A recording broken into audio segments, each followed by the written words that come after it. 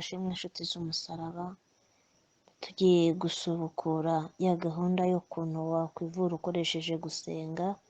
Nta kindi wakoresha, kuzamura kwizera kuri muri wowe, wamara kuzamura kwizera kuri muri wowe, warangiza ukizerera no muri Bibiliya, warangiza ugahamagara Mwuka Wera akamanuka akagufasha uko wakwivura igihe ufite ikibazo, igihe urwaye. Tugiye kwitabaza igice cya mbere muri Zaburi, turahera ku murongo wa 7.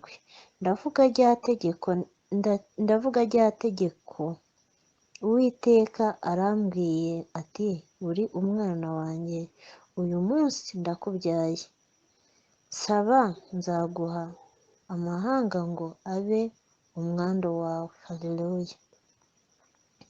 Ndavuga rya tegeko, haleluya. Uwiteka arambwiye ati, uri umwana wanjye, uyu munsi ndakubyaye. Nimba wabyawe na data ukaba umwizera, niwiyumvemo ko icyo ugiye gusaba data ari bukiguhe, kuko uri umwana we. Nk'uko umwana atasaba se ikintu afitiye ubushobozi ngo akimwime, ni nako natwe dufite ubushobozi bwa data bwo gusaba icyo dushaka tukagihabwa. Haleluya. Dusabe. Haleluya. Nitumara gusaba data araduha ibyo twasabye, kandi aravuga ngo nsaba nzaguha amahanga ngo abe umwandu wawe. Haleluya. Saba azaguha. Niwe ukwemereye ngo nsaba nzaguha. Ntabwo avuze ngo nusaba nzakwima, ahubwo aravuze ngo nsaba nzaguha. Haleluya.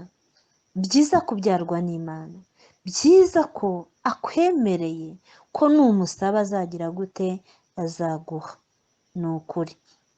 Nimba rero usabye data, ko wizere yuko ari buguhe icyo wasabye, kubera ko akwemereye ngo nsaba nzaguha.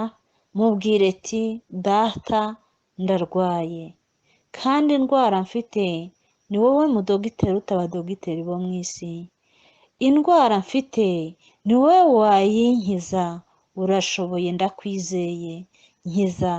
Ukereka data, ukamwereka uburibwe ufite, ukazamura kwizera, nawe ukikiriza yuko data agize gute, ukizera ko data agukijije kuko wamusabye.